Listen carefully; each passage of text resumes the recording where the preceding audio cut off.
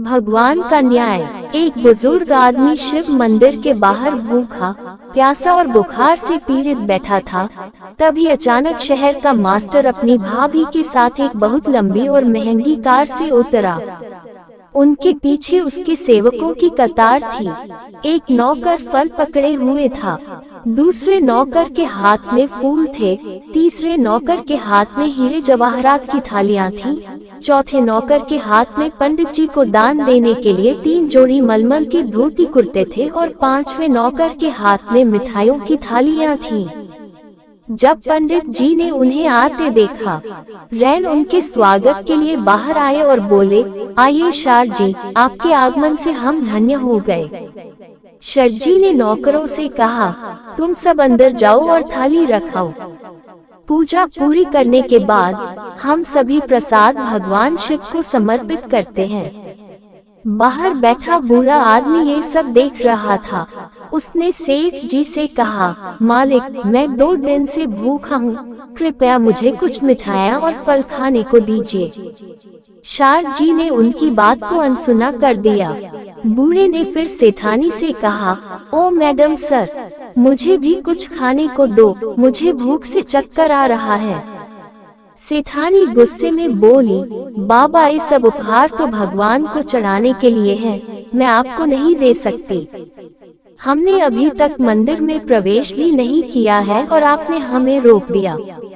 सेठ जी गुस्से में बोले, तुमने तो पूजा से पहले ही टोक दिया, पता नहीं पूजा ठीक से पूरी होगी या नहीं।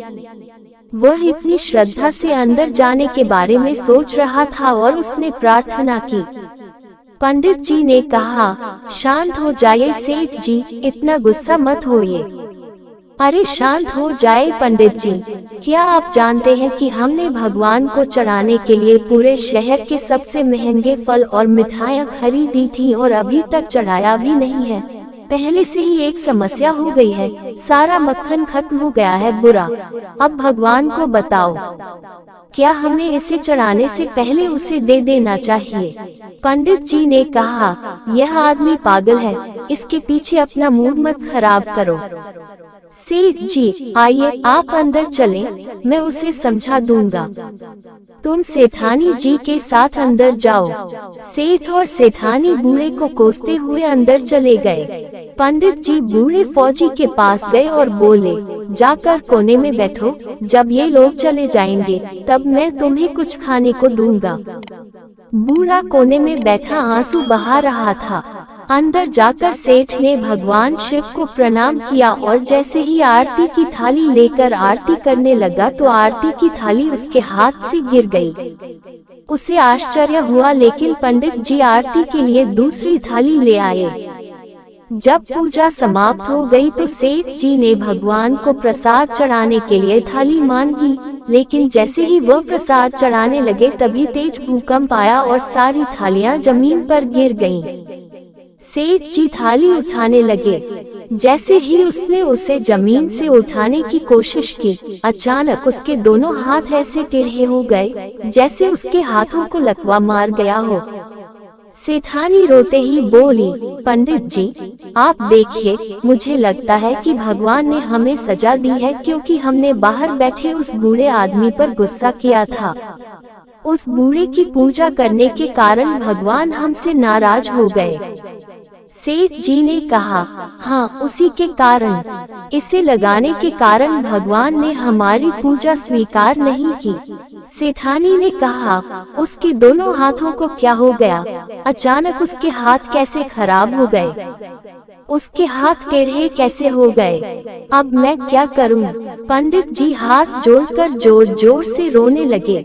सेठ और सेठानी से कहा, क्षमा करें, मैं आपको एक बात बता दूं, भगवान उस बूढ़े आदमी से नाराज नहीं है, बल्कि आप दोनों से नाराज होकर भगवान ने आपको ये सजा दी है। सेठानी ने कहा, लेकिन हमने क्या किया? पंडित जी ने कहा, ये तुमने क्या किया? मैं आपको बता दूं, आप भगवान को चढ़ाने के लिए इतने महंगे उपहार लाए, लेकिन आपने यह नहीं सोचा कि भगवान हर इंसान के अंदर रहते हैं। आप अंदर भगवान की मूर्ति पर प्रसाद चढ़ाना चाहते थे, लेकिन यहाँ भगवान स्वयं उस बूढ़े व्यक्ति के रूप में आपको प्रसाद चढ़ा रहे हैं जिसे आप लेने आए थे।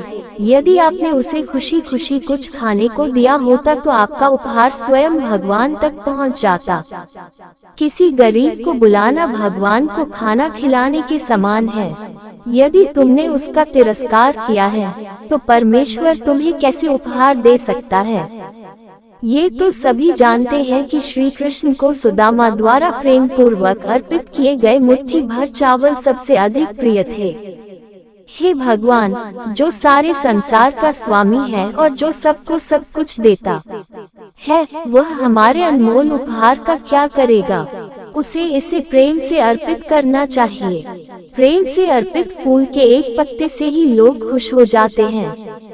हमें उन्हें महंगे फल और मिठाइयाँ देकर उन पर एहसान करने की कोई आवश्यकता नहीं है। किसी गरीब व्यक्ति को कुछ खिलाना बेहतर है। भगवान स्वयं प्रसन्न होकर आपके झोले को खुशियों से भर देंगे। जी हाँ, अगर आप किसी भिखारी को कुछ नहीं दे सकते तो उसका अपमान मत कीजिए, क्योंकि वह अपनी मर्जी से गरीब नहीं बना है। और कहते हैं भगवान की लीला भी बड़ी निराली है। वह कब भिखारी को राजा बना देता है और कब बना देता है। एक राजा एक भिखारी, ऐसा बनाओ कि किसी को पता न चल सके। मुझे आशा है कि आप सभी को वीडियो पसंद आया होगा। दोस्तों, वीडियो को अंत तक देखने के लिए धन्यवाद। कृपया हमारे चैनल को सब्सक्राइब और वीडियो को लाइक शेयर करना न भूलें, साथ ही अपने अमूल्य कमेंट भी करें।